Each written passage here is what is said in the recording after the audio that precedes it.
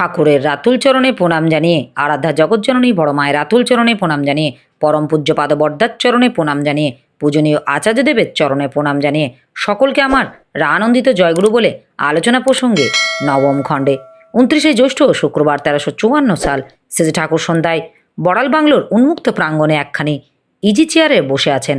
কাছে অনেকেই আছেন। সবার চোখে মুখে যেন একটা নিবিড় ভালোবাসা ও ভালো লাগার আলো জলজল করে ফুটে আছে। এই আবহাওয়া আসলে শুষ্ক প্রাণ যেন সহজেই সরসতা ভরে ওঠে। ফরিদপুরের একটা ভাই এখানে দীক্ষা গ্রহণ করার পর সেজে ঠাকুরকে প্রণাম করতে এসেছেন। সেজে ঠাকুর তাকে উৎসাহ ভরে বললেন, হও তো বিরাট হও, মানুষ উপভোগ করুক তোমাকে, বরং এমনভাবে চলো, এমন হও যাতে কারোর শেয়াল কুকুরের অবস্থা থাকতে না হয়। ক্ষেত্রদা, অন্য কী অবস্থায় থাকবে না থাকবে সে কি আমার হাত? সেজে ঠাকুর, তোমার ভালোবাসা, তোমার ভক্তি, তোমার ইচ্ছা তো তোমারই, আর সেই অনুযায়ী হবে তোমার প্রাপ্তি। তোমার উন্নতির সঙ্গে যদি পরিবেশের উন্নতির ব্যবস্থা না করো, তবে তোমার উন্নতিটা মিথ্যে। তা শক্ত হবে না, পোক্ত হবে না, স্থায়ী হবে না। তাই নিজের স্বার্থে তোমার পরিবেশকে দেখা লাগবে। অন্তরের আকুতি থাকলেই এটা করা যায়। আকুতি নিয়ে আসে শক্তি, আর তাই বাস্তবায়িত হয় কর্মে। মূল ধরে কাজ করা লাগে, যা করলে সব হয়। তাই করা লাগে, যা করলে কিছু হয়, সব হয় না তা কিন্তু মূল নয়।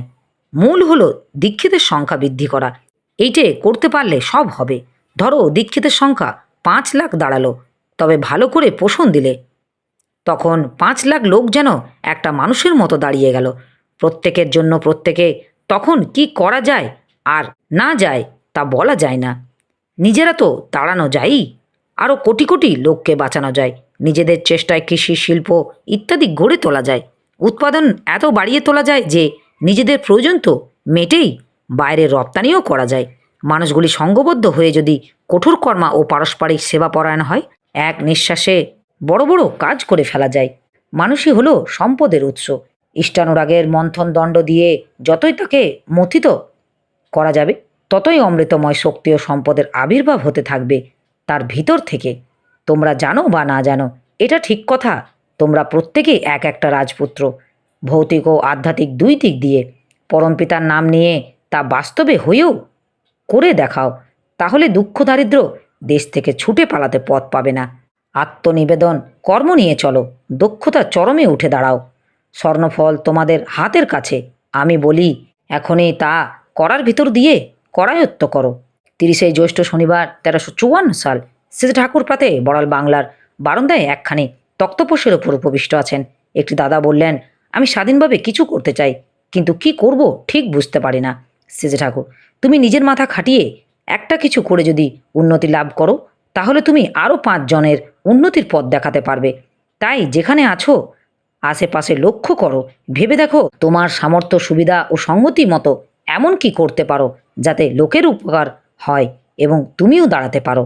আমি তোমার অঙ্ক কষে দেওয়ার চাইতে তুমি যাতে অঙ্ক কষতে পারো, তাই করাই কি ভালো নয়? কথা প্রসঙ্গে এসেছে ঠাকুর গোপেনদাকে বললেন, অনেকে আমার কাছে থাকতে ও আলাপ আলোচনা শুনতে ভালোবাসে, কিন্তু কাজের বেলায় নারাজ, ভিতরে ভিতরে আলসে প্রকৃতির। এই আলস্যনা গেলে কিন্তু মানুষ কখনো ভালো হয় না, ওতে অনুরাগ ঢিলে হয়ে পড়ে। কিন্তু যারা আমার নীতি ও নির্দেশ বাস্তবে মূর্ত করার জন্য সাধ্যমতো চেষ্টা করে, তাদের টান দিন দিন বেড়েই যায়। প্যারিদা একদিন রোগীর চিকিৎসা সম্পর্কে আলোচনা করছিলেন। শেষে ঠাকুর বললেন, যেসব উপসর্গ আসেনি অথচ আসতে পারে, সেগুলি পথ আগে থাকতে বন্ধ করে দিতে হয়। তাছাড়া রোগীর বিধানটাও মোটামুটিভাবে বোঝা দরকার, যাতে একটা কষ্ট কমাতে গিয়ে আরেকটা কষ্ট না বাড়ে। চারিদিকে নজর রেখে এমনভাবে চিকিৎসা করতে হয় যাতে সর্বাঙ্গীন সুস্থতা ও স্বাচ্ছন্দ্য ফিরে আসে। একদিক সামাল দিতে আরেক দিক বেসামাল হয়ে গেলে সেটা সামলানো হলে তো অন্যদিকে বেতাল হলো। এইভাবে একটার পর একটা ওষুধ চলতে থাকলো।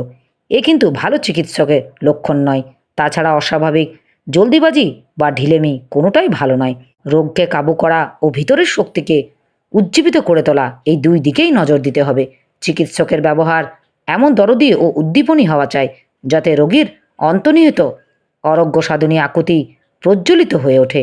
আমার এই আলোচনা প্রসঙ্গে কিছু ভুল ত্রুটি হয়ে থাকলে আপনারা আমায় ক্ষমা করবেন। উপস্থিত দাদা, ভাই, বোন, মায়েদের আমার আনন্দিত জয় গুরু।